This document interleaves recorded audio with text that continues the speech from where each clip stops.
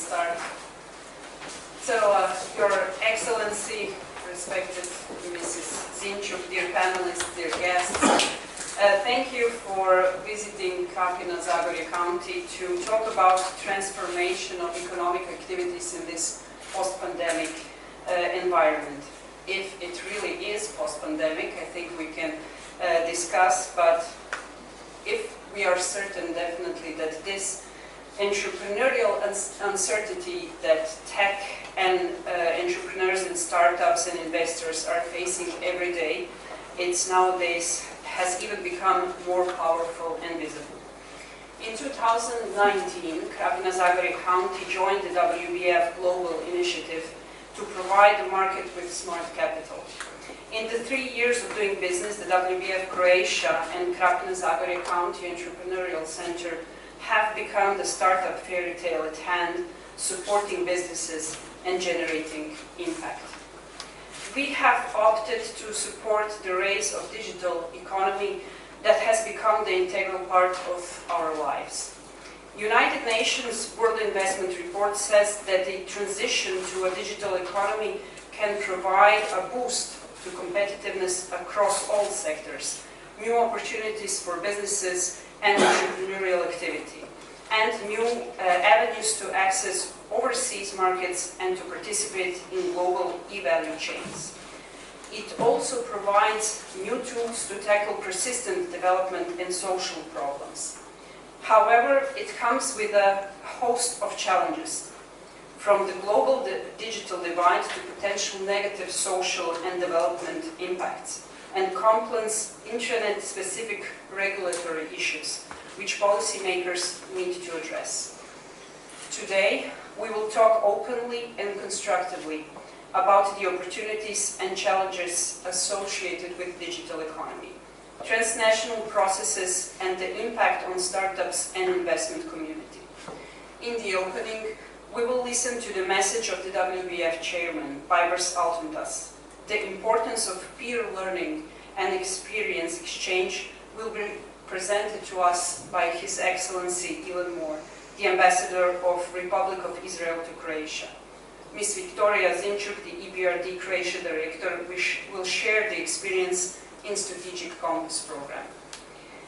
Through 2 panel discussions, we will hear from the investors and from the startups on their opinion and possibilities that come with transition, digital economy, and post-pandemic era we are hoping to enter.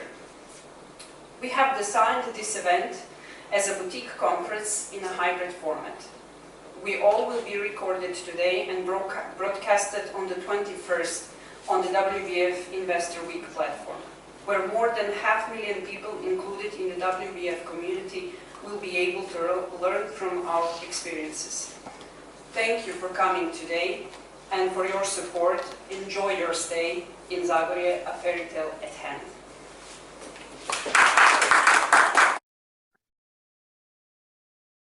Dear presidents, dear prime ministers, dear ministers, continental chairs, country chairs, and dear participants.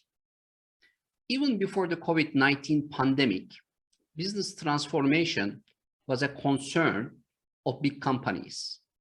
But now it is imperative, and not just for large enterprises. Even the smallest companies and organizations must transform their business as a matter of urgency in order to cope with dynamics of the post-pandemic business environment. Surveys reveal that most small companies and entrepreneurs in the startup economy are suffering financially. Their plight will become even more serious if they have not been able to complete their business transformation before the new normal sets in. The challenge is this: business transformation is not a cheap process. How realistic is it to encourage entrepreneurs to invest in business transformation when they are struggling just to meet their short-term expenses? Given this situation, as an affiliated partner of the G20 Global Partnership for Financial Inclusion, the World Business Angels Investment Forum invites policymakers to develop smart policies that will provide financial support for startups, scale-ups, SMEs, and all entrepreneurs to help them transform their business. WBAF believes that more public-private partnerships should be mobilized for this purpose, and governmental recovery plans need to include financial support for entrepreneurs' business transformation efforts. Governments must be alerted to the fact that unless small companies receive financial support for transforming their business, they will not be able to survive in post-pandemic times. This means their capacity to create more jobs and social wealth for economies will be lost. I would like to thank in advance all the stakeholders and partners who will be contributing to World Business Angel Investors Week 2022. They will be highlighting the importance of business transformation for post-pandemic times, the topic of this year's event. I believe to grow and thrive in a post-pandemic world, swift business transformation into a pandemic-proof organizational model is vital if we are to ensure the sustainability of world economies in the new normal. I would like to thank the organizing committee and colleagues who will be taking roles as continental chairs, country chairs, global partners, keynote speakers, and panel discussants. Their combined efforts will create value for the world's startup economies, not only during this week, but in the future as well. They will focus on harnessing the collective knowledge of the world's most influential women leaders, policymakers, entrepreneurs, and artists with a view to addressing critical issues of early-stage equity markets in the new normal. This week will be a great platform from which to campaign for solutions to such critical issues and other worldwide concerns at the United Nations, the European Union, and in G20 countries and regional and local economies. World Business Angel Investors Week 2022 is celebrated in 132 countries of 5 continents and 2 regions, with more than 200,000 participants from around the world, 320 keynote speakers, 765 distinguished panel speakers, addresses of 12 presidents, 6 prime ministers, 32 ministers. This is really great. And it is a great pleasure for the World Business Angels Investment Forum to coordinate this particular event of the world globally.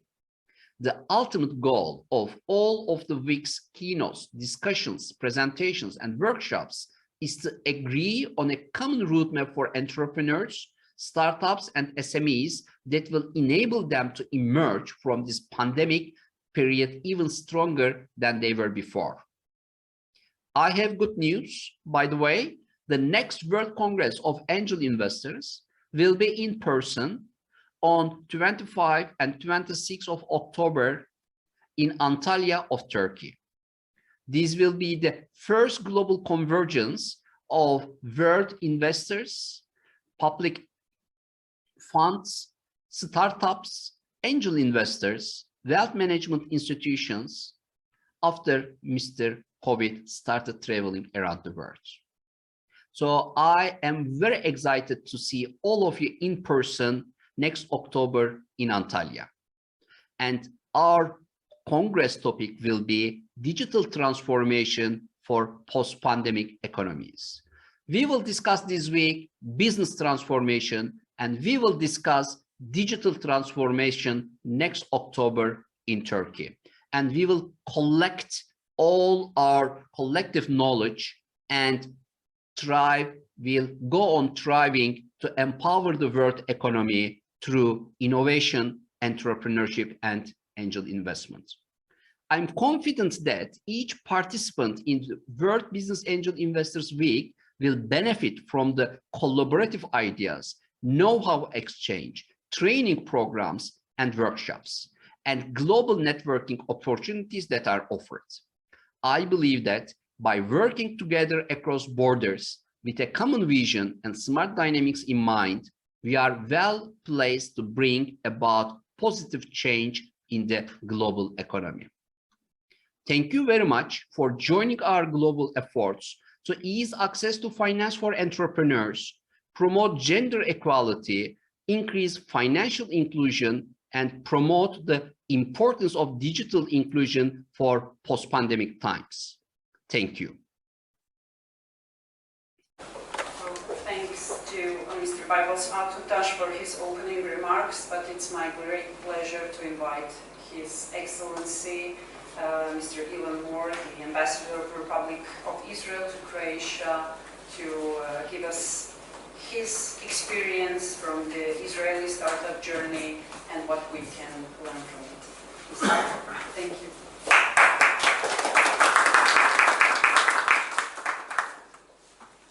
Too many microphones. But without the media, we cannot survive. Thank you, Elena. Thank you, ladies and gentlemen. Thank you very much for inviting me to this very important place, the Krapina-Zagoja County Business and Technology Incubator. I would like to congratulate you for taking the initiative to establish this incubator here in Krapina, not very far from Zagreb, but still in a place which has, to my best knowledge, great potential of growing and developing and even, of course, prospering. I represent a country which is not a republic. We are not a republic, not yet. But I represent a country, small one, 22,000 square kilometers with 9.7 million people as of 2022. A small country in the Middle East, surrounded by not very friendly neighbors. The only democracy in that part of the world, a Jewish state. A small country which is only 74 years old as independent and sovereign state. But a country which has become one of the leading countries in the world in many fields, and especially in the field of high-tech and innovation.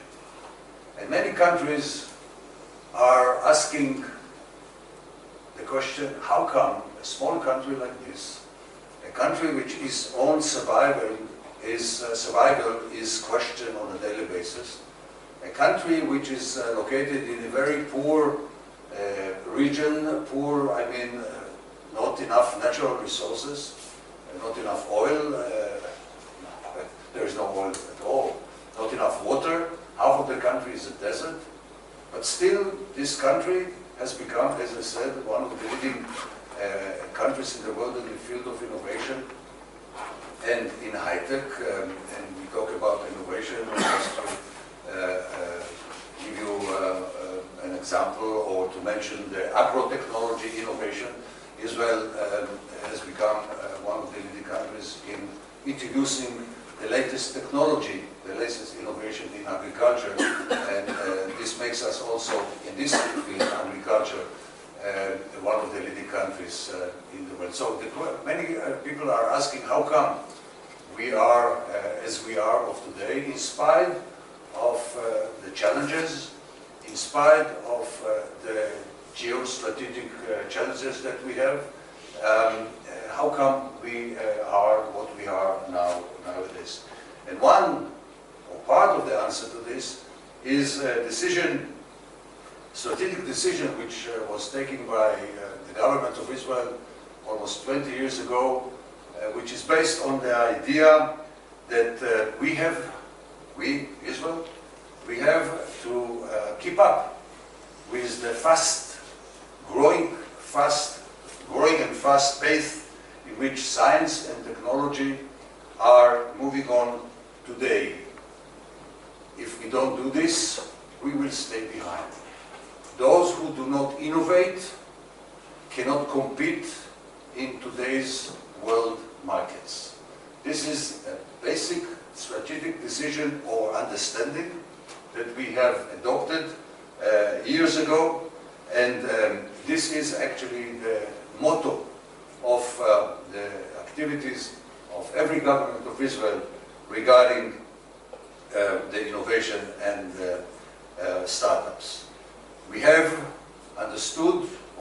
understand that we have to invest, to develop, and to put forward innovation. Otherwise, as I said, we will stay behind. And just to illustrate how fruitful is this strategic decision is, today the high-tech in the economy of Israel, in the export economy of Israel, is more than 50% to be seen. It means high-tech and its products are now more than 50% of our export to the world. High-tech is the motor, the growing motor, or the growth motor of Israel, of the economic growth in Israel, and by this we also get our national resilience to sustain all other challenges that we are nowadays facing. See what's going on in the United States, inflation, recession, and more to come. So if we don't innovate, we are not part in the competition. The governments of Israel, all governments, have decided also to invest a lot in science and technology. On average, we allocate 5% of our GDP, national GDP, to science and technology, more or less the same percentage for education. And this bear fruits, as we see from just one statistic which I gave you, that high-tech is now more than 50% of our export and in our economy. Together with this, people are asking, okay, you made a decision, a strategic decision, that you have to innovate, you have to keep up with the pace, you have to keep up with the growing pace of innovation and developing in the world. What are the other added values of Israel, a small country, as I said, which made it so successful in the field of innovation in high-tech? This brings me to the topic I was asked to talk about. How can Croatia learn from Israel in the field of high-tech and innovation? What I'm about to share with you very shortly, you cannot cut and paste. It's impossible to take from one country and adopt it to another country, but there are some universal principles which we have, and we have made it kind of a leverage in order to improve our ability to innovate, to build as many startup companies as possible. And those universal elements, those universal principles, can be adopted. And let me share with you some of them. The basic principle on top of those strategic governmental decisions is necessity. We have learned to know throughout the 74 years of our existence that if we are not dependent on ourselves, we cannot make it. Because we were victims of political boycotts, we are victims of natural poor conditions, we are victims of geostrategic unfriendly region, and we understand that we have to take our own destiny into our own hands. It means that necessity forces us to think in a creative way, to think out of the box, to find solution to problems that nobody else in the world can provide us with. For example, 50 years ago, an Israeli scientist evaluated the water situation in Israel, which has been very lousy. As I said, Israel lacks natural resources, especially water. We don't have enough water throughout the years.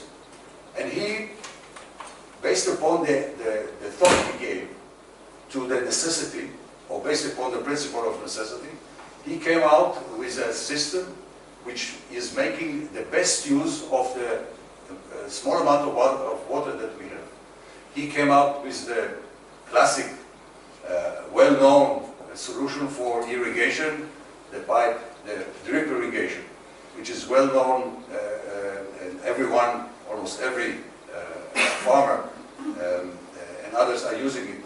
It means you are trying to take the current situation in which you are dealing with, and make the best out of it.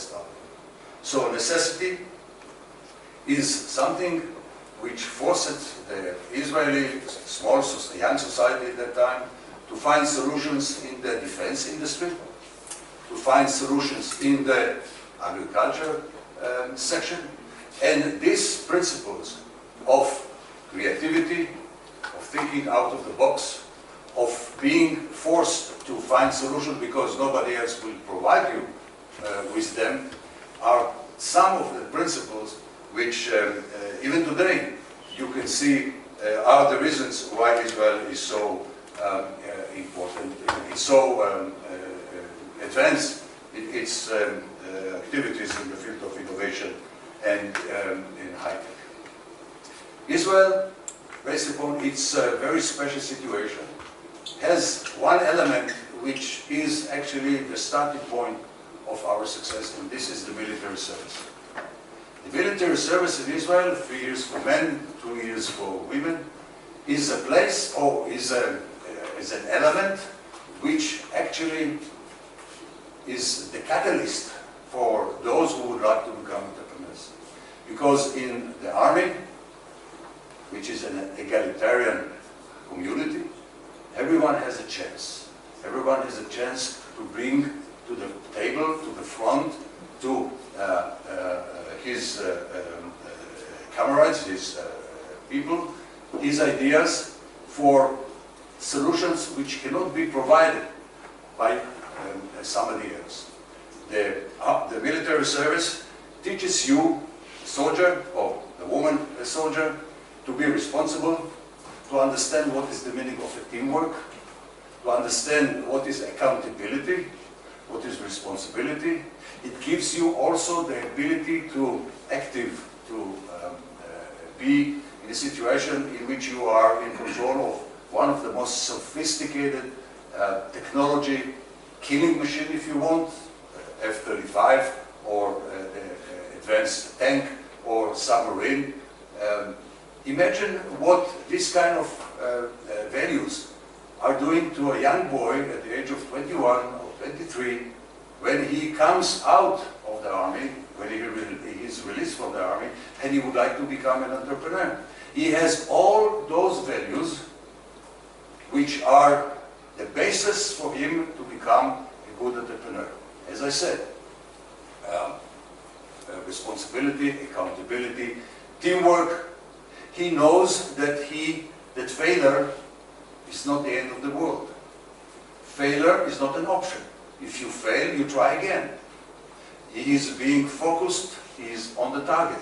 He knows that he has to find a solution because there is no other alternative. So all those values and more, I can give you another list of those values, but time is short and I would like to be very precise. All those values are equipping the young entrepreneur, a man or a woman, a young potential entrepreneur, a man or a woman, to become an entrepreneur and to become someone who has an idea which he would like to implement, not only to earn money. The idea of innovation, in most of cases, in the cases in Israel, are also to improve the world, to make our life easier. There is an old Jewish principle which is called in Hebrew Tikkun Olam, which means let us make the world a better one to live in. And alongside with making money, which is legitimate and no one can say anything against it, there is also the notion in which the Israeli entrepreneurs, Israeli high-techs are trying to improve the world we live in. So one example is the application Waze.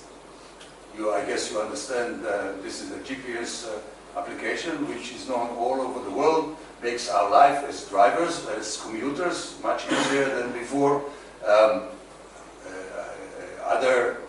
I mentioned the drip irrigation, and there are other many examples of Israeli innovations which are contributing to the to a better standard of living of the people all over the world.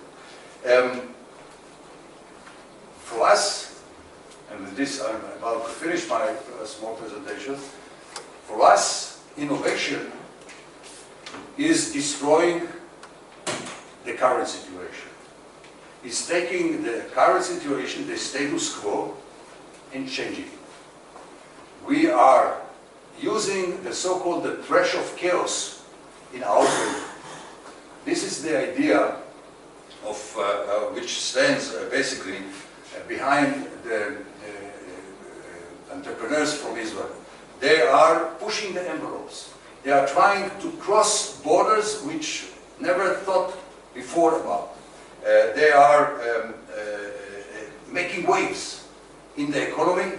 They are making waves in the market. They are creating kind of a chaos, not unorganized chaos, but until a certain point in which all the ideas behind the innovation are becoming a reality. So this is some of the values which characterizes the entrepreneurship society and high-tech community in Israel. It doesn't mean that every high-tech company in Israel is very successful. The number of failures as an IT company is quite good.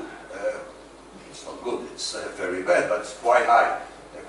But nevertheless, the attempts to continue and to try again from different directions, the idea of challenging the status quo continues to be one of the silver lines in our community, in the Israeli community, which is now quite known all over the world for its tenacity, for its being focused on the target, for being sometimes not really playing with the rules of the game, but this is exactly what we need in a chaotic time.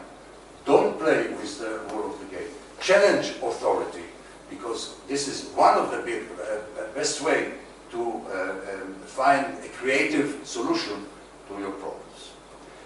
Again, I could have talked about this for hours. This is something which every Israeli is proud of, the success story of Israel in the field of innovation, but the time is limited. Again, thank you very much for inviting me and giving me a chance to talk to you. There is a big potential for cooperation between Croatia and Israel. And I am inviting you, those who would like to invest, those who would like to learn, when you continue your work, don't overlook Israel. I'm sure that there are partners waiting for you as we speak, for cooperation, for collaboration, actually, it is a win-win situation, because one of the elements in Israel is the human capacity, the human resources. We have lack of natural resources, but the human resources in Israel is very high based on education, etc. And it is as good as in Croatia, ladies and gentlemen. So if we combine them together, we can only create a win-win situation. So when you think about innovation, when you think about high-tech, don't overlook Israel. We are your partners. Thank you very much. Your Excellency, for this inspiring speech, and I would like to invite our next speaker, Ms. Zinchuk, by using your last words, that the silver lining is definitely changing the status quo. So, dear Victoria, please share with us how you at EBRD decided to change and support the change of status quo. Thank you.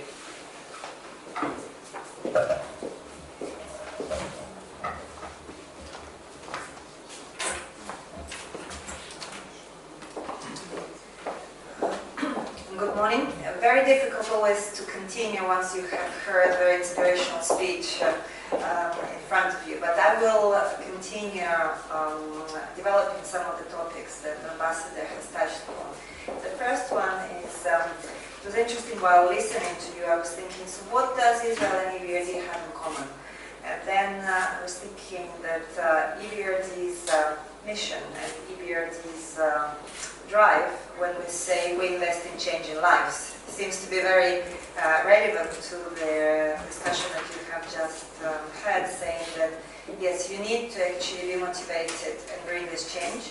You also need to have the drive, you need to have the hunger and the grit, you need to be able to focus on coming up with solutions rather than dwell on potential, and you need to have partners. And this is where you have ended your speech and where I will start mine, talking about the partners. If you have the right partner, no matter how hard the task is, you will always make it. You will always find a solution if the partner that is out there for you is either holding your hand or giving you the tip, or is opening the doors for more contacts, or is supporting you in the situations whereby you're just looking for the information that enables you to fly out, spread your wings, and become a winner. And so from that perspective, where EBRD is positioning itself is really in this partnership theme, in their idea that local Croatian startups have a lot of support here in Croatia. There are incubators, incredible places like this one where we are with you in Krapina, with very dedicated teams. There are mentors, local mentors, who are spending their time, their efforts in order to bring up this generation of young and inspirational entrepreneurs who are thinking about how they can change the world, how they can change their country.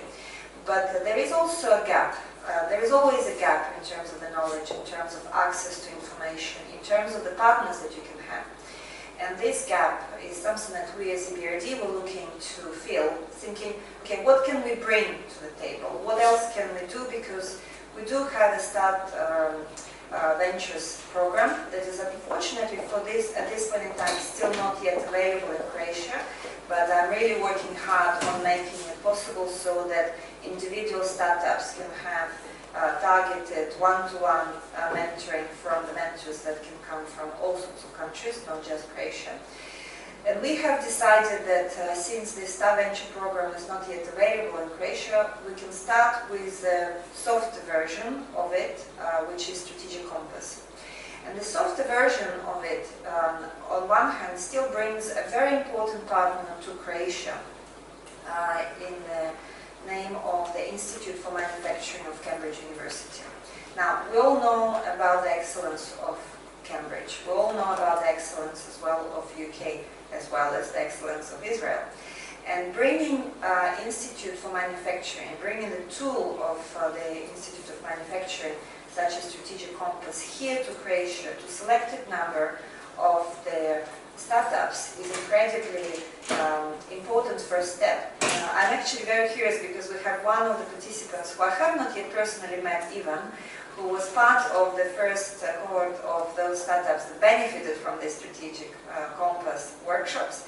I'm very curious about the real-life feedback because on one hand, it sounds like an incredible opportunity. The devil is in the detail. I want to know what the market thinks about it, what the users actually of these workshops have felt, was this useful or not. And we, at this point in time, planning their next generation of Strategic Compass cohort of 5 companies, 5 startup companies that have track record of at least 2 years. They need to have proof of concept, and they need to show that it's slightly more than just an idea, that there has to be some progress made in terms of the business. So we're looking to have another 5 successful to-date startups to join Strategic Compass here in Croatia in the 4th quarter of this year. We have not yet closed the books in terms of who will be the candidates, so I want to use this opportunity to invite those of you who are watching us and listening to us to consider this and make the best use of this tool. And what the tool does, the tool has very targeted workshops, one-to-one workshops with the individual startup, that will look at all sorts of areas of risks assessment, risk mitigation, potential for optimization of the specific business, business planning, ultimately helping the individual startup to move from the stage where they are, regardless what stage that is, to the next stage of their development. And why Institute for Manufacturing in Croatia is a very interesting new partner that EBRD is bringing to the table. It's because they work with the top companies. IKEA, Electrolux are the ones who work with the Institute for Manufacturing of the University of Cambridge. So for me it's very, very important that we have made as well our first step in order to bring new partners to Croatia. It's up to Croatian companies, to those startups who are interested to take this opportunity. And I would really love, in the same way as the Ambassador said, use the opportunity of reaching out to the Israeli know-how, to the contacts. I would really encourage as well the startup community and those partners who are listening to us now, reach out to us. Think about how we can expand this initial strategic compacts pilot to probably bring even more information, more know-how, more mentors to you, because this partnership open up networks. And when you're starting the business, having this network is as important as having this great idea which will result in changing lives, which will result in also financial remuneration. Without the network, without a positive partnership, you can't make it happen. So we are very happy to be here, be the partners, and looking forward to this very interesting conversation, and looking forward to Ivan's feedback with regard to the strategic compass that hopefully he will make during the panel. Thank you.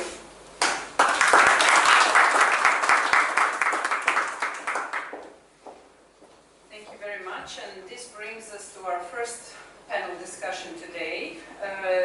Again, I would like to open the discussion with the last words Victoria used. So all the startups use the opportunity to gain more knowledge and to access more networks, because networking and positive partnerships are equally important as the capital you are seeking for. So here are our startups. Here is Romana. She is the moderator of today's panel. My name is Romana. I'm project manager at Entrepreneurial Center of Krapina-Zagorje County and WBAF country office head. I will be moderating the next panel, and I'm kindly asking Mr. Pierre Matek to join me here on the stage in this nice environment in our incubator. Thank you.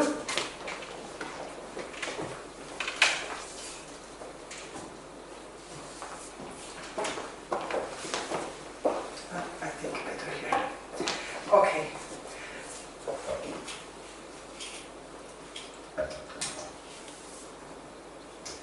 So, I want to greet everybody here present with us in this great hall of Krapina-Zagorje Incubator, Business Technology Incubator. I want to greet all the panelists that joined me today in this panel discussion. It is great.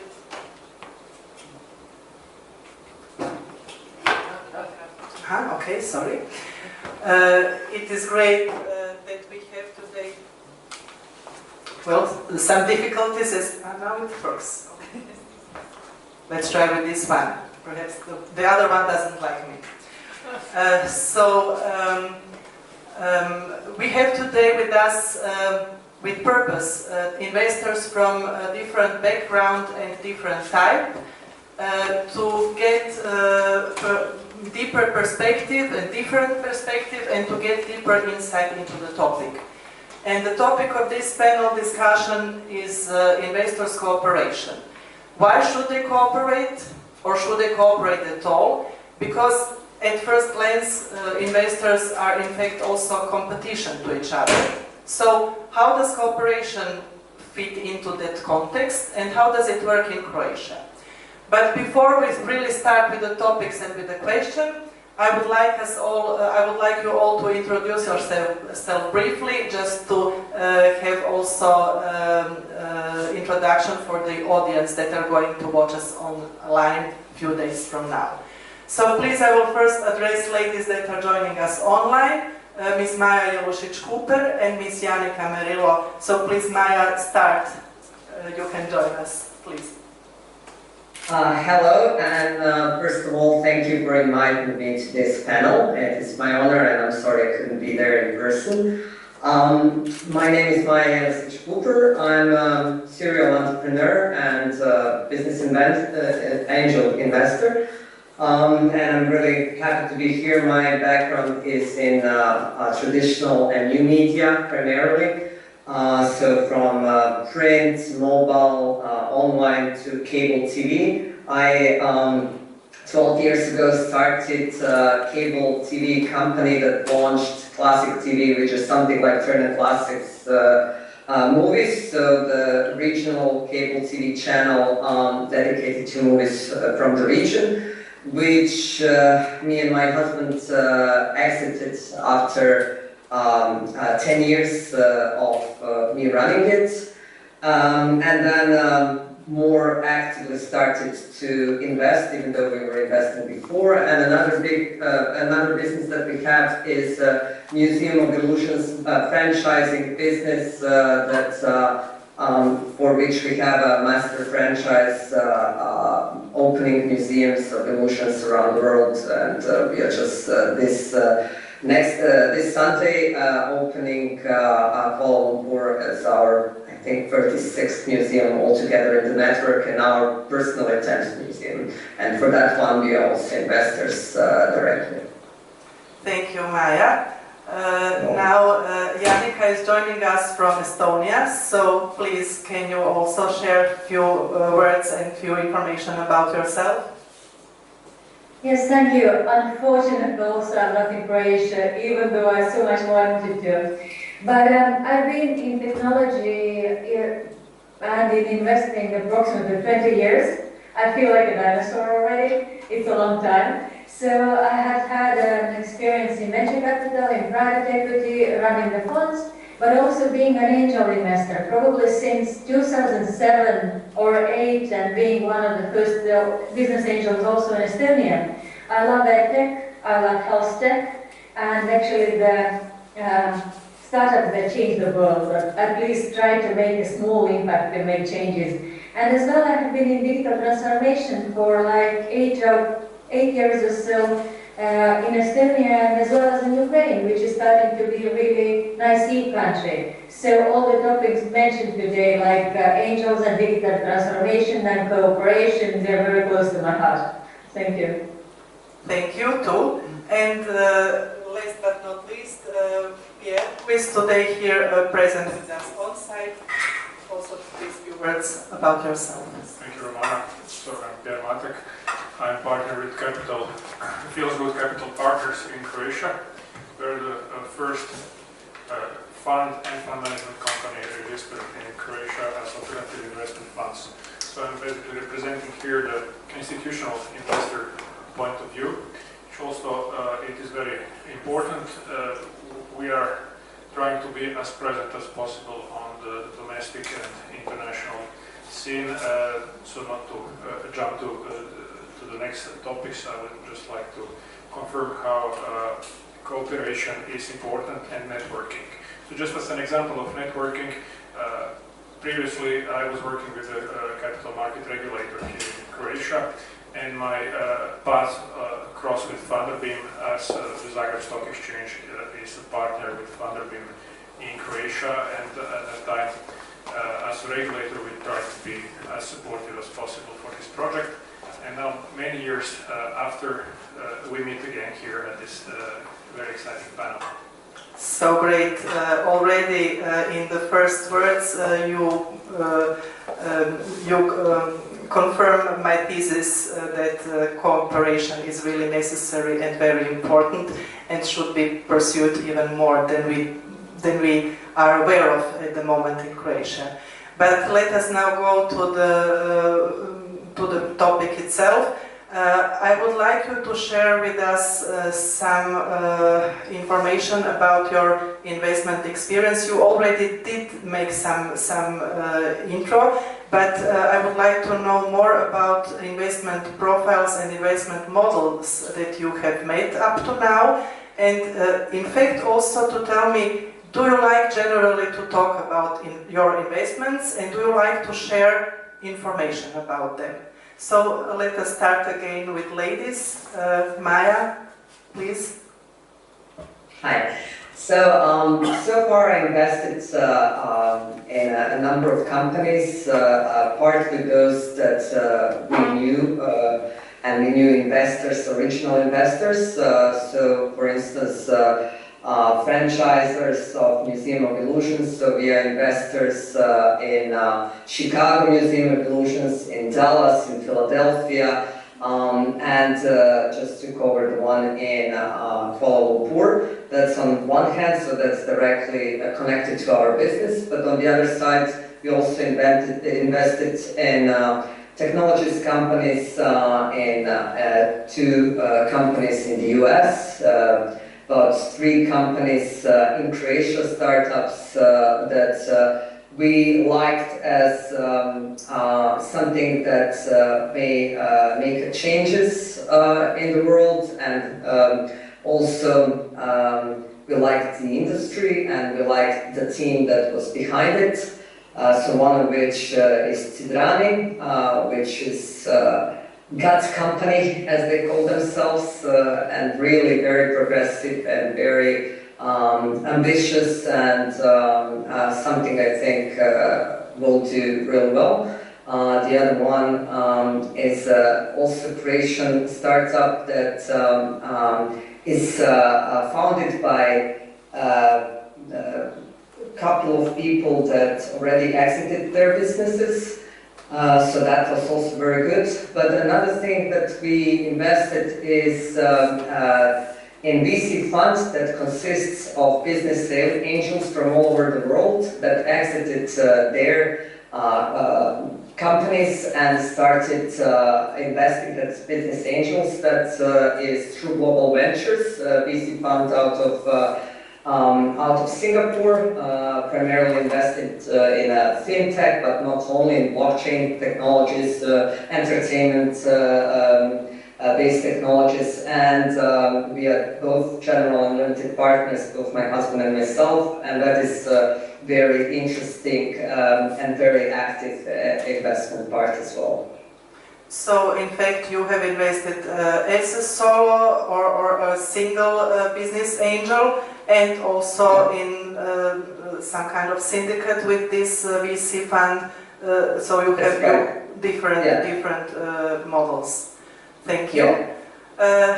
Janica, can you share with us, sorry, before we start with Janica, I wanted to say, as far as you have shared this information with us, totally open, I think it's not a problem for you to talk in public about investments. Of course, nobody is asking for details, or this is not important, but really to share experiences and to see then how your experience can help to somebody else, or how can he learn from that, or how can he perhaps cooperate with you in the future. So it's for you, it's okay. I'm always very happy to talk about investments, because I think it's also important to share the stories, and maybe someone is inspired, maybe someone maybe find interesting cooperation partners. So I think it's always important to share kind of. But I have had several interesting experiences in regards to cooperation. I truly believe in syndicates, and I very much believe in cooperation, and this is definitely also a trend for the future. And I believe in investing in syndicates. For example, in Estonia, last year, business angels invested in total 30 million euros, and approximately 40% were syndicated investments. Even though in Estonia there are very many smart entrepreneurs, meaning the founders of Skype, Wise, Bolt, like over 10 unicorns, and they could be saying that, okay, that I will invest solo because I'm smart enough, I know what I do. But even in these cases, they prefer to syndicate and to co-invest. So we pool investments also in groups. These very smart investors like founders of Bolt and TransferWise, they have their own investment companies where they co-invest with other like founders, because it's also proven that the more smart people there is, the more likely the success comes. So basically, from one side, the angels get bigger returns because you cannot know everything, and this is why I always love investing with someone also, because you're better in finance, someone is better in marketing, someone can evaluate the business model, and when you pool all this know-how together, you get this like collective brain. And also, for example, in Estonia, when data systems just started developing, a little bit like Croatia, we analyzed what is lack. Are we lacking venture capital? Are we lacking angels? What should be done to stimulate the market? And for example, in Estonia, the Estonian Development Fund was founded that had in its core the principle of cooperation, meaning the government will support the angels and venture capital if the private capital says, okay, we believe, we co-invest, and we pool together also. So actually, Estonia is now one of the most advanced, I would say, ecosystems as startups per capita, investments per capita, and the keyword has always been about like synergy and cooperation and multiplying the success, because from one success becomes another, and it's like a snowball. Great. It's again a great message to Croatian market. We heard already nice messages from Israeli ecosystem, and now again from one very developed investment and startup ecosystem. So for us, it's good always to hear and to be able to learn from better ones. Pierre, please, can you also share your investment, experience with investment models? So we have invested so far in 7 companies. So we are very transparent about our investments, so you can find them on our website. It's not a secret. I think that transparency about investments is important for us and for our investee companies, and from several points of view. Firstly, as an institutional investor, we need to have a continuous flow of new investment opportunities. So building a deal flow is important, and being transparent and advertising our investments brings the attention of entrepreneurs to our company.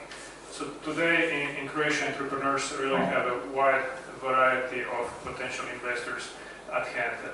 Being a member of the European Union makes this market even larger. And living in a globalized world means that even investors that are far away from Croatia across the ocean are also sometimes looking at the local market or being approached directly by the companies. Another thing is, and this is from the perspective of the investee company, being funded and supported by a venture capital fund brings something that's called a certification effect.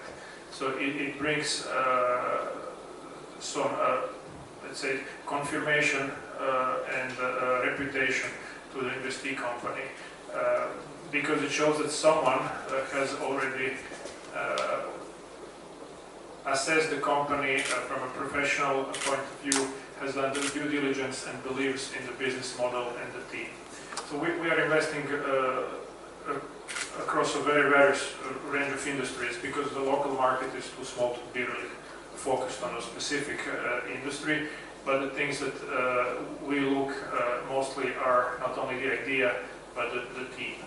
And we also try to foster cooperation between our portfolio companies, because they also can share ideas and experience.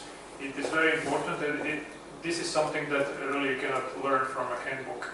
It is how to grow your company internationally. And the experience of entrepreneurs that have already walked that path is extremely valuable to younger entrepreneurs. And what we see is that they are really happy to share and to support each other. Thank you. You touched in this answer also the topic of the deal flow, which is of course very important for each investor.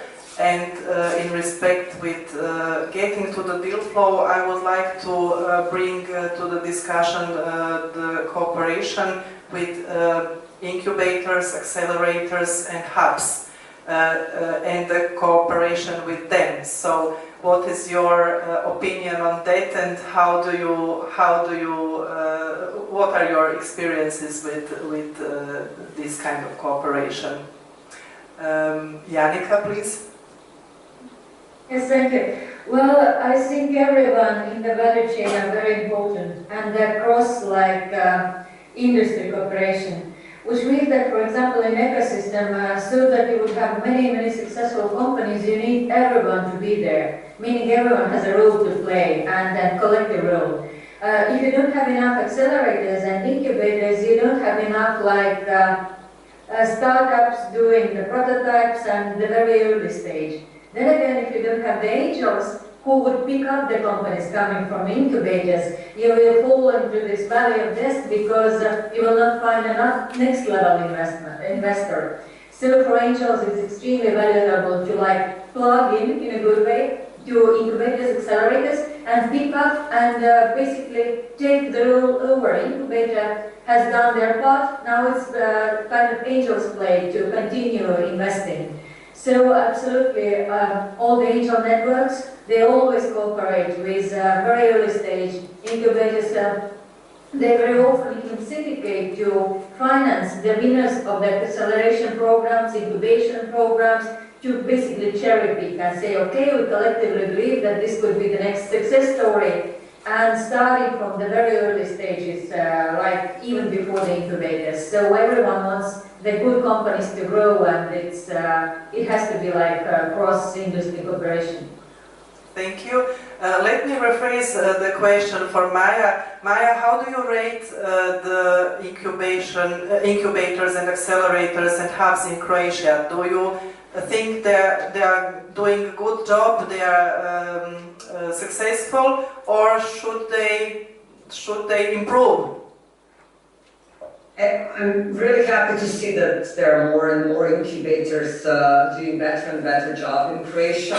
So I think compared to Estonia and Baltic countries in general, where that is very well developed, and for a number of years, I think Croatian market in that sense is a relatively young virgin market. But there are a number of incubators that are really fitting well in the whole investment ecosystem and provided very good support for the companies to further accelerate. And one of those companies we invested in, also there are incubators, business angel network, but also a number of business association and companies in Croatia that are pushing for promotion of startups and promotion of entrepreneurial businesses, which is, I think, very important. Recently there was creation of Startup Entrepreneurial Association of Croatia, if I'm not mistaken. I think that's the name, which was the last one in EU to be formed. So there are a number of things we still need to be done, but it's really great to see that there is a progress and everything is starting to fit, and there is a better climate for investment. There is a better perception of entrepreneurs in media and in general public, which I think is extremely important, because in the past entrepreneurs were connected to some bad cases from the past, from the transition, from the privatization, and recently, I think last, in particular, 5-6 years, and moreover, as we have success stories, 2 unicorns and some great exits on a global scene, I think the climate is changing, and it's really important that everybody fits into the ecosystem and they all cooperate. Yes, thank you for bringing that also to the discussion. The failures are in our society somehow always something that we don't, of course nobody wants to talk about it and doesn't like to do it, but in our society it's mystification about failures, and all of those companies, but also investors that have done some failures, which we know that happened, should share this experience for everybody to learn from them, and that is in the less time happening. It is nice to hear that we are not the only one who are witnessing this kind of events and this kind of sharing. Pierre, as we know, your fund has been cooperating with our incubator on the Project Business Angel Impact Fund. So can you share here for the audience also some of your reflections regarding this cooperation? Yes, thank you. So we are now trying to raise a new fund, which will be a venture capital fund co-investing with business angels.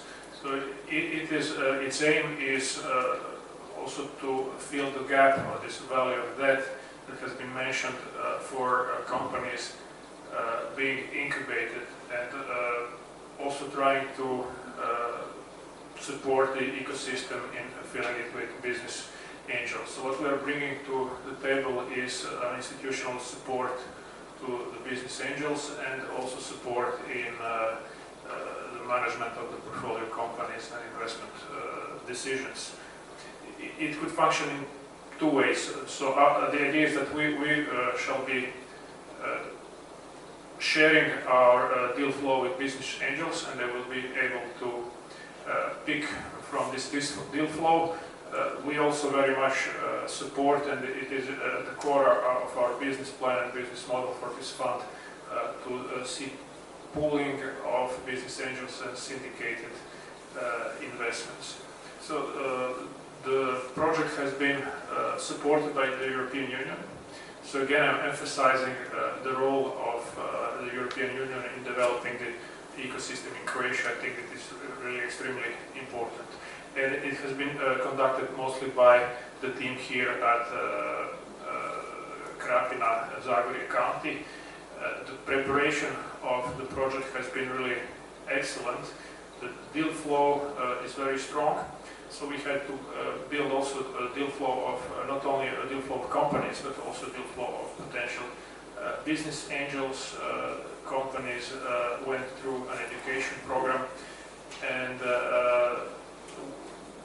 we can say that the preparatory part, and we all know that preparation is key to success of any project, has really been very, very good, and we hope to close the fund by the end of the year, or maybe beginning of next year.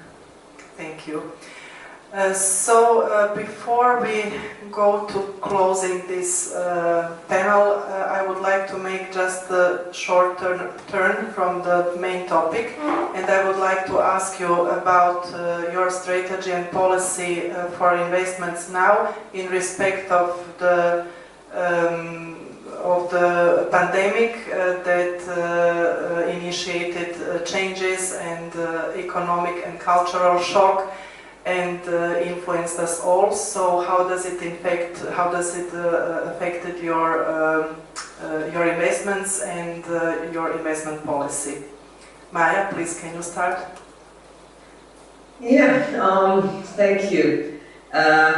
It did impact a little bit, but that created a lot of new opportunities, I think. Every crisis creates opportunities, so did the pandemic as well. In terms of a lot of businesses got digitalized, and it's helping. I'm sorry. It's much easier to do investments in various businesses, and technology. We just shifted from a certain industries to another industries. But otherwise,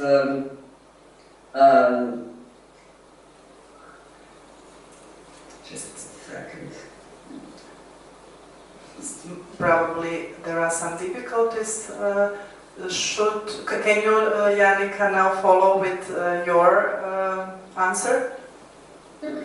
For us, it's a little bit simpler because Fundabin has always been a global platform and basically acting globally, which means that it doesn't matter from what country the investors are, whether they can travel or they can't travel. We haven't felt any changes really in our practices, meaning that we have 60 companies trading and most of them are global, engaging like international investors. So in this way, we haven't felt any difference, and this is good. Because we believe in like cross-border cooperation in any times.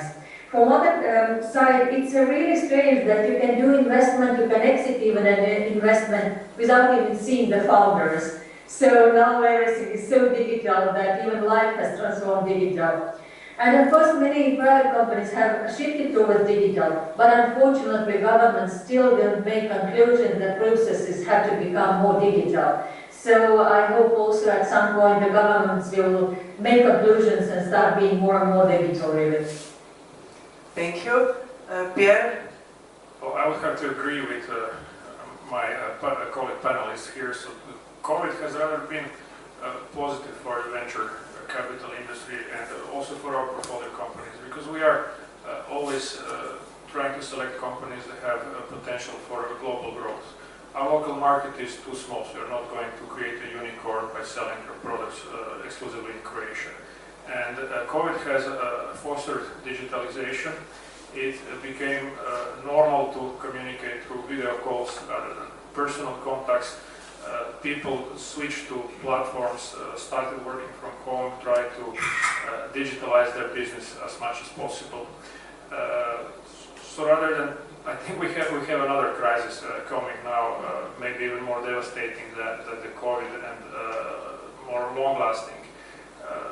There is a recession looming, and the question is how it will impact the industry and in particular the valuations. But again, here you need to position yourself globally, strategically, and again, some opportunities might arise from it because companies will try to cut costs, to improve their processes, to improve the relationship with their clients. It will not only be about inflation and losing purchasing power. Companies will try to adapt, to innovate, to digitalize further their business, and here again there is a strong opportunity for small companies. Mm-hmm. We can hope that also in this new crisis the world is going to be more close and more connected as it was during pandemic, so it can also be reflected in this crisis, hopefully. To close this round, I would like to just give you opportunity to say a message to Croatian investors and other foreign investors about investing in Croatia. What would be your message? Let's start this time with Pierre. Well, I think Croatia is an excellent destination for investment. So we have 2 unicorns already and a few more coming. So I think that again to highlight what has already been said, Croatia has done great work over the past 3, 4, 5 years, and from being a blank canvas for venture capital, it has become a real ecosystem. Of course, there is room for improvement, but it is already an ecosystem, and I would really support all investors and also ask international investors to take a look at the Croatian market because it is worth it. Thank you. Janika, what would Estonian ecosystem have to say to us, and to what message you can give for us? From Estonian experience, we analyzed for like 20 years of how to multiply the success. When the first success stories 5 happened, Estonia started analyzing what needs to be done so that there will be not 2 but 10 unicorns. And I think very important is sharing the success stories, so that the companies and the unicorns and our nice new startups would be sharing their stories and really promoting in a very good way, because investors like to come when the success is. And the more you also tell about these new unicorns, what they're doing, the investors will start looking that, oh, maybe there is something else that can be found. And it's always like you're looking for hidden gems. So I think it's a very good time to start sharing the stories, and investors and success stories engage in the next ones. And Maya, I'm happy that you are again with us. Can you? Yeah, thank you. Sorry, that was a little bit of a crisis situation. It's something that we learned in this both crises is to deal with crisis situations. So you are here. Exactly. That's the most important. I think Croatia is becoming more and more interesting for the investors abroad. And as Janika said, it is important that success stories are being heard. But as you also said earlier, it's also important to create a climate that failure is not something that should be punished, that is something to be ashamed of. That's actually a great way, unfortunately, to learn it from your own skin, and I did in the past as well, to learn and to do better next time. So if you fall and you are able to get up and do another thing and do it well, then you're a true hero. And I think we should celebrate heroes like that, because that's going to create more interesting companies. People will be more bold to invest, to start companies and do businesses. There will be more risk takers, because they know that that is not something that will not be supported in the society. And I think there will be a great interest for the investors. And I think I just want to mention that with this climate changing in the last 5 years, I think we are moving also in better understanding from the government and different bodies and institutions. So we are, there is still a lot to change, but still little by little things are changing in the right direction. So I think it's really good time to find good companies and invest in Croatia, because there are quite a few. Thank you. That is really a nice message. So to get from the blank canvas, as Pierre said, through, let's say, child drawing that we are, the face that we are perhaps now, to some Picasso art startup ecosystem, we need to cooperate, to be open, to talk, and to be together, and to use all the stakeholders in this chain. Thank you very much. You made this panel very nice for me. It was also not easy to moderate this in this distinguished company. So thank you, and have a nice day. Thank you. Thank you.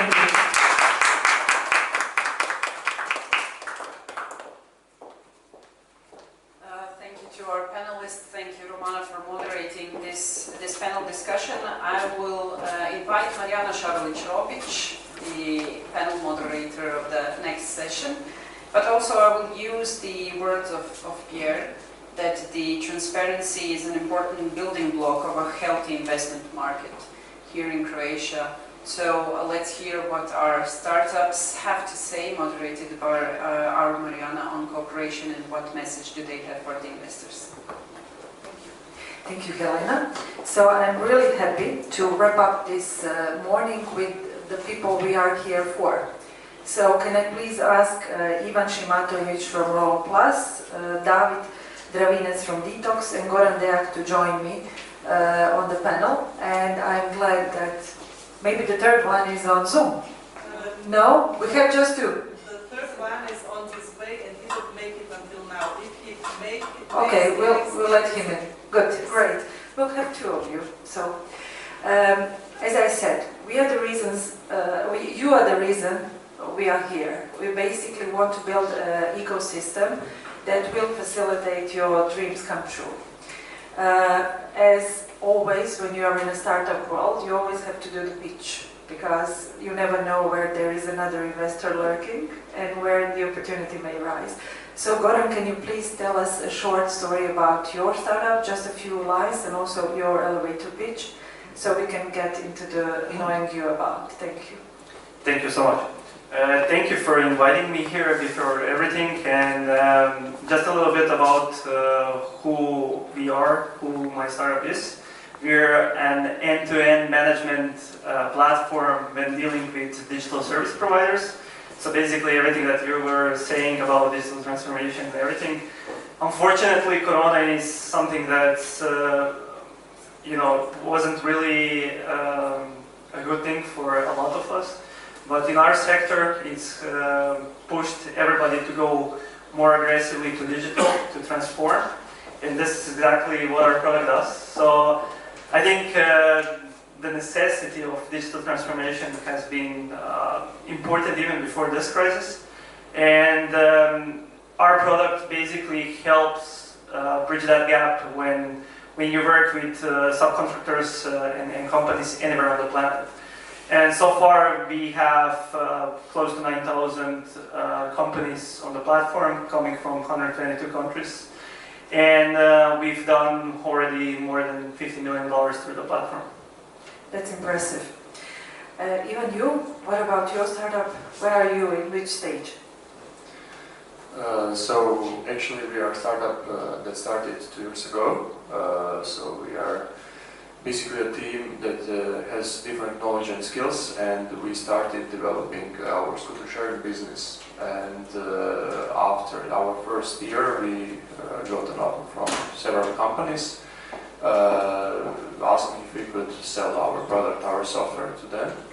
So basically, that was like in terms of our goal, our main goal, which is like a limitation of number of vehicles on the road. So basically, we think that it is the big problem for us, for people, that we have so many vehicles on the road, and that we should reduce it, and we could reduce it by involving and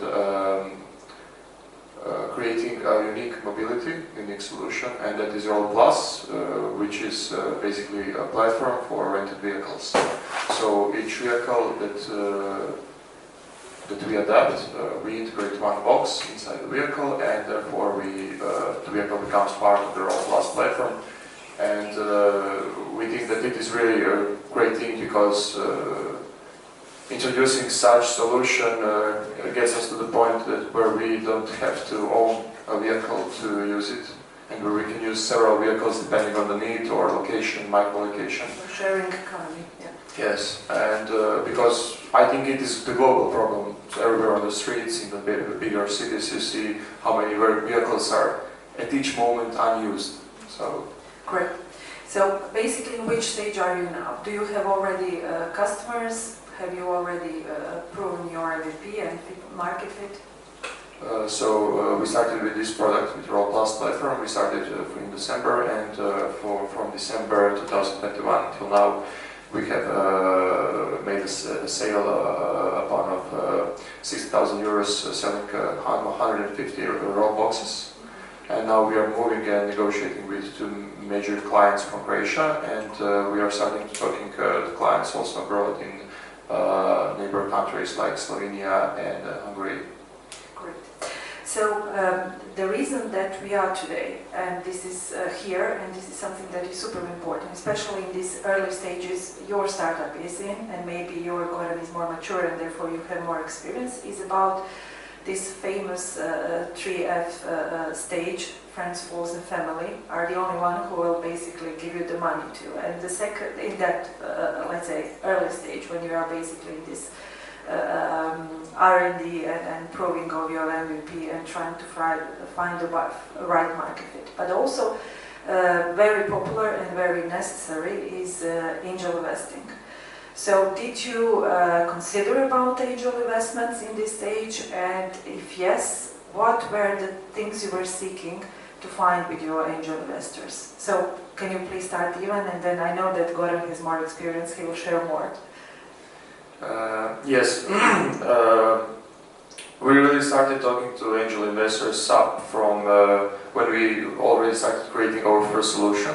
this Rola scooter sharing business. And I would like to say that there are some, it is not easy for each startup that just has started and to come talking with someone who will invest money. He needs to prepare himself for that.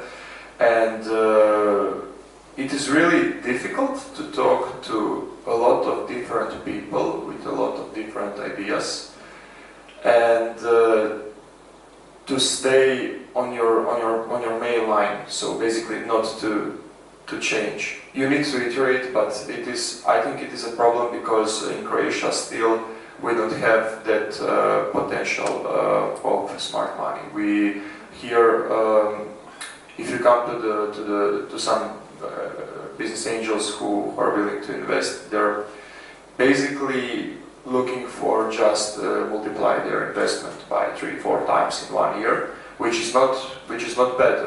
Everyone should look for it, but the problem is that what we are seeking in our company, we are seeking for a partner through investment. So you mentioned smart money, and this is basically industry domain knowledge. Especially with business development and sales lead, you always need somebody who will open the door, the contacts, the networking. And it's not about the money itself, but it's more about the quality of connections and also the expertise such angel investor would bring to your startup. And this is something that you were basically seeking for, and you are still seeking for at this moment. Yes, that's right. So basically we are looking for a person who will not only invest his or her money, but also to help us with those things, because it is really important. We can grow, we can scale, but you can scale faster if you have a good partner, someone who has a lot of experience and knowledge, who knows where to knock and which door to open, and that is, I think, that is most important. Good, great. And you, Goran, I know that you have some experiences as your digital agency has already received angel investment. How was that process, and what were you basically looking for when you were talking to angel investors? I mean, honestly, my first angel investor was I. Good. Because the company grew as an internal project from my former company that I founded, which was a marketing agency. So that's how I got to the idea of building this platform. Like a spin-off of existing business. So basically, I saw the pattern when we were working. We were a small Croatian agency, and all we have the same problems like Estonia and Israel, like when penetrating foreign markets, especially when you're a small micro company. So then when we started to deal with, we finally penetrated like different markets. We worked in the States, etc.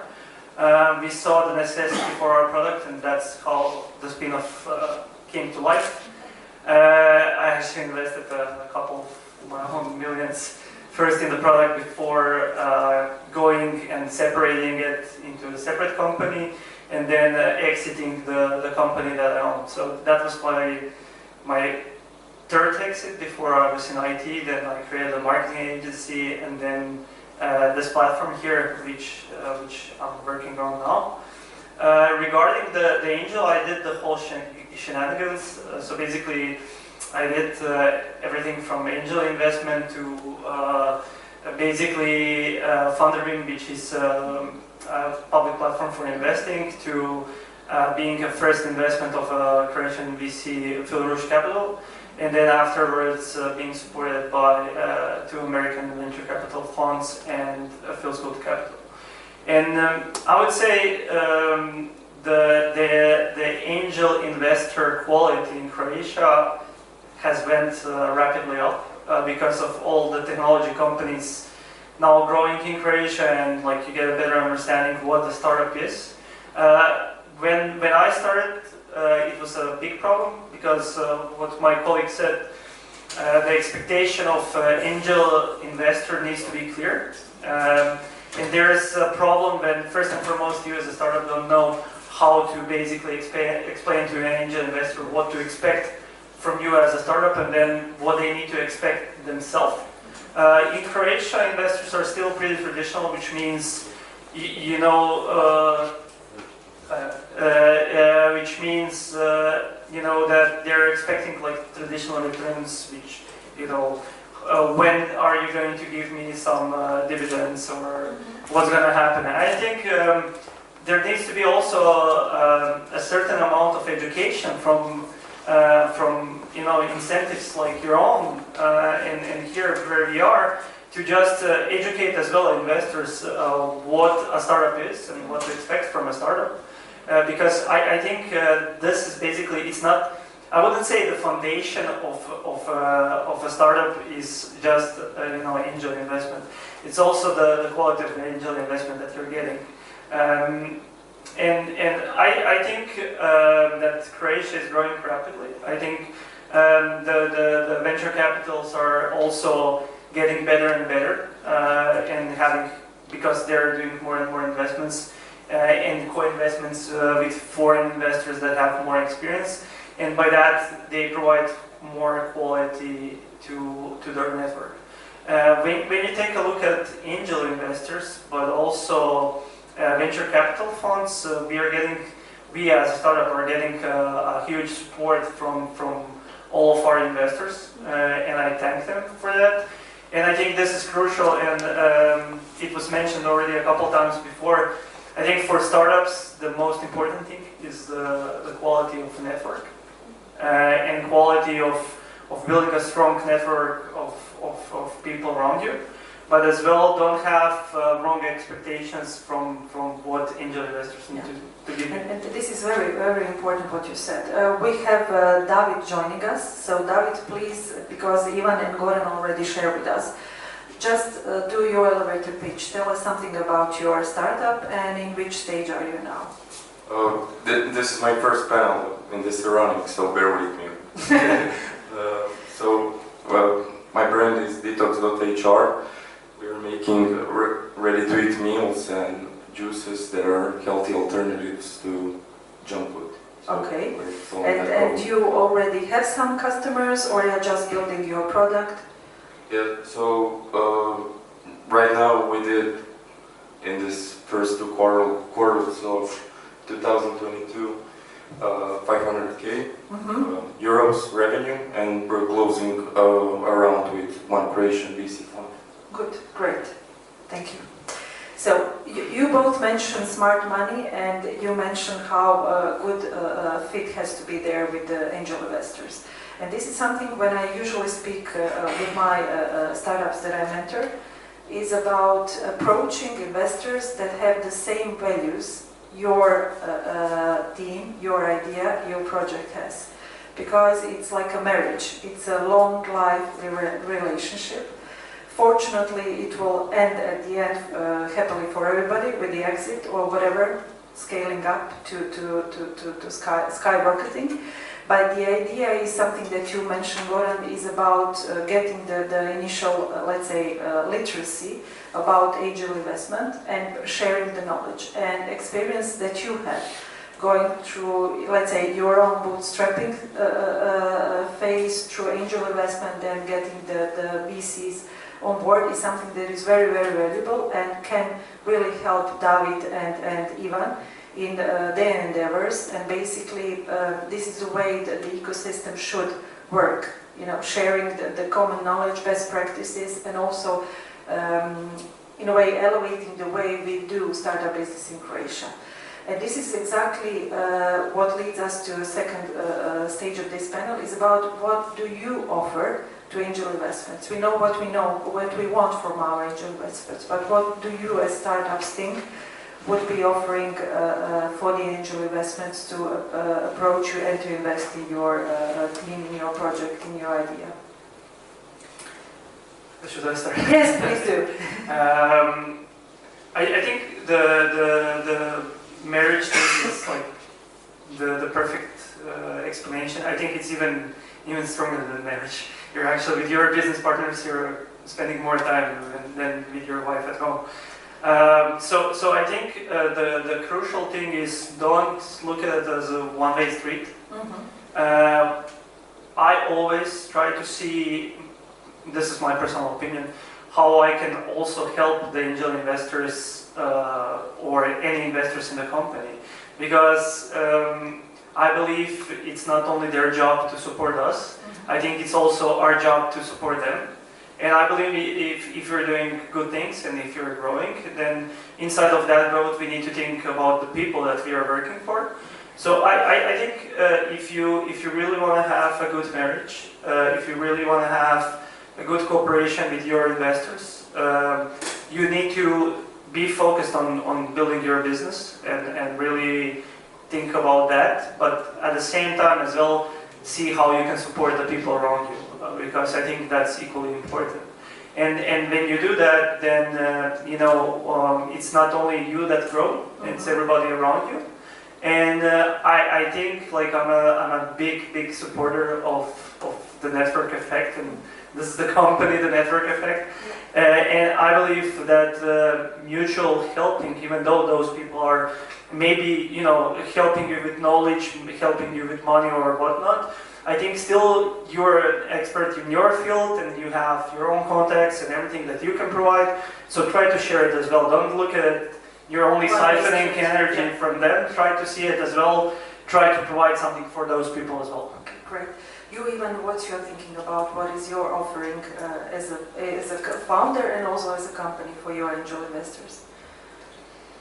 So what I think that we offer as a company, and what is really important to look like Mr. There said before in the panel, it is really important to look in the team. So basically, I think it is the biggest strength of each product, because you can build a product and then the market need can also go into the other direction, and demand could be reduced and other things. And what is the biggest strength then is that you have a team of people which have expertise in those fields that they do, and that they are willing to do it as much as it's needed to do. And I think it is the biggest strength, and that investors, when looking in the company, that is basically the main in this passion, the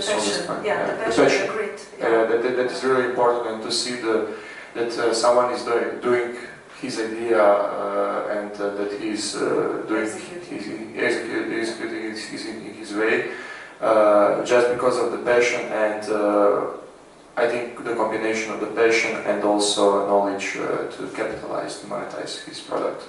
But the passion is really the biggest thing, and each startup that has passion and that has knowledge, I think that it is the most important. And also hardworking. Yeah, of course. And you, David, what do you think you could offer to angel investors as a company, as a founder? I think it's important to focus on problems that actually need to be solved. I think a lot of us, me especially, can get in a loop or in a circle of trying to solve problems that actually don't need to be solved. So I mean, if you focus, generally in a startup, if you focus on solving a problem that actually matters and putting all your focus into that, I think that's a pretty good asset for investors. And that is something that we talked about in initial speeches, about the impact that we have on our society. As Mr. Ilan mentioned, the Jewish proverb, it's about making the world better. And this is this synergy that comes out of all, basically getting all stakeholders on board. Victoria mentioned that even you used the compass that was provided by the EBRD. The EBRD is also one stakeholder to Croatian and let's say global startup ecosystem. So what was your experience, and did you benefit from, you can speak honestly, no matter that we are filming. Yes, I was part of this strategic compass. I always try to accept as many those workshops that could really help us and that we could benefit from. And I can really say from my heart that those workshops were really, I think, one of the best that I was at, because it was consisted as the workshop of the, I think, lasting duration of 10 hours, 5 workshops for up to 2 hours. And what was really the great thing is the mentor, who is Nick Sullivan from IFN Engage. And it was really a great part, because when you are in some idea, when you are looking at it, you can always get like stripped, because you can go in this direction, you can go in this direction, and you don't even know how to put everything on the paper to see what are your next logical steps. And those workshops really helped me, because the mentor, who was Nick Sullivan, he really has a great knowledge, not only of conducting business, but also because he is an engineer. So basically we took a perspective of building a product, producing the product, and also the financial and business model of how to do it and how to make something of it. And it was really, I think, one of the best workshops that I was at. Great. That's a great feedback. To wrap up, because the lunch is approaching, and because you are all in startups in different phases, and not to waste the opportunity. So just can you think about each of you? We can start with David. What do you need for your next stage growth? What is basically what you need? People, resources, luck. Yeah, but I'm sure that you need some kind of funding. Or can you just elaborate on that so we can leave it as an open call to everybody watching, and maybe somebody will approach you and take you to the next stage. Yep. So we've closed the funding, so that's not the focus. Why I'm here today. I mean, I agree. Maybe you are looking for talents. Maybe you need people. Yeah, and what you said, networking, it's really important. Good. So maybe that. Good. That's it. But you?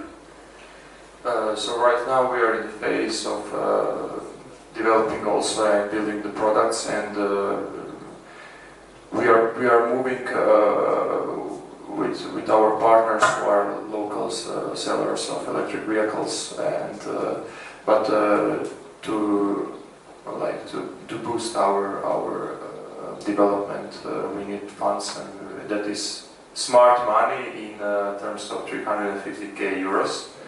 And we would like to, we would grow faster, much faster than we could with only our partners. Yeah. Can I ask? Thank you very much.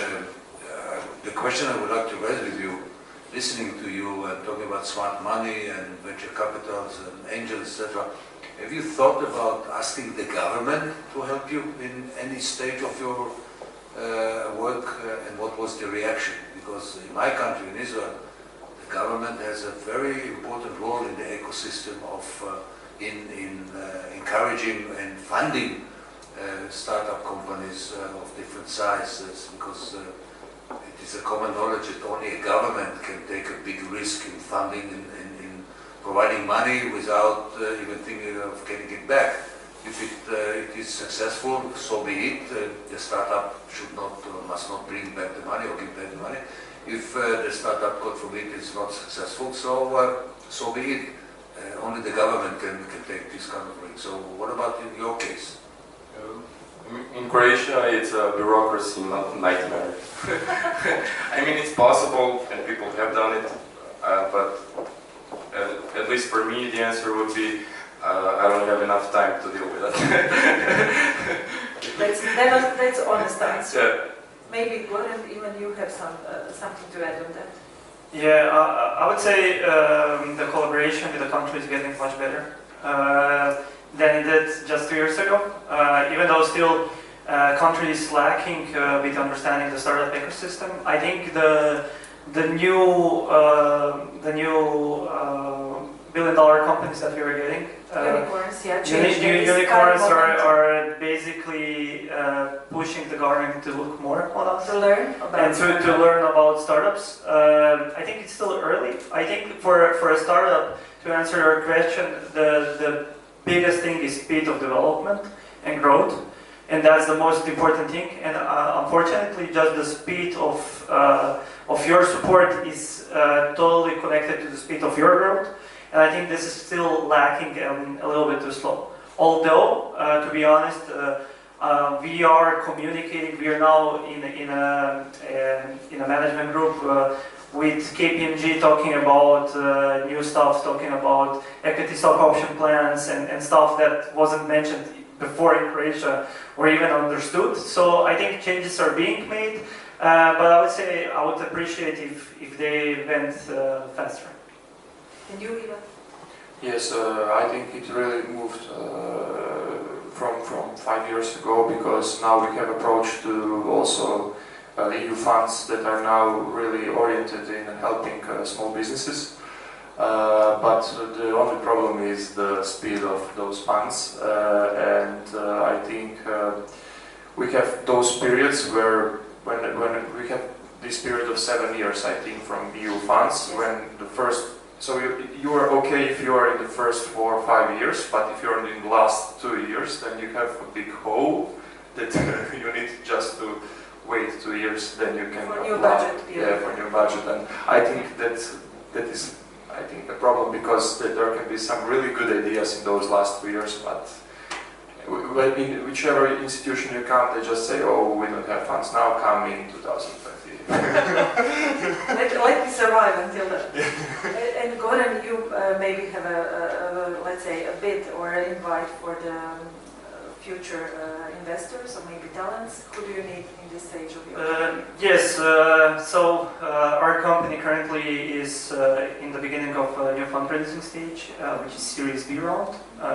We are expanding now to the States, opening physical offices there, because our biggest client base comes from there. So we are inviting everybody who can help us with network connections to approach us. And basically, any company that is going through digital transformation of any kind or dealing with multiple digital partners, development, marketing, or anything else, we are here to help. Great, thank you. Thank you all for today's talk, and I hope that we as Cross Startup, the newly founded, let's say, framework Croatian association that will deal with the Croatian startup system, will help your endeavors and will support you in a way that you reach your goals more quicker than it was so far. We also invite you to join us, to become a member and to share expertise and knowledge, because as we all concluded, it's not only about money, it's about smart money, it's about networking, and institutions like Poduzetnički Centar Krapina, all stakeholders that were here today are basically crucial that we all succeed as a society. I'm actually one of the guys who was, when this incentive was created, I was one of the first people working on it, and I'm currently a mentor in the program as well. Yes, I know, because we mentor together. That's what I'm saying. Yeah, but this is very important, because experiences of David and Ivan are really crucial for all those who are thinking about entering startup worlds. And it's super powerful to share it and to use this hype momentum, let's say it, because everybody's looking at Rimac and Infobit, and there are many others in the pipeline. And the only way to make it an important part of the daily business in Croatia is basically to impose it by good news, and we have a lot of those to share. So thank you for joining us today. Thank you everybody for listening, and we really keep our fingers crossed for all of you, and we will be watching you. Thank you. Thank you. Thank you, Marcin.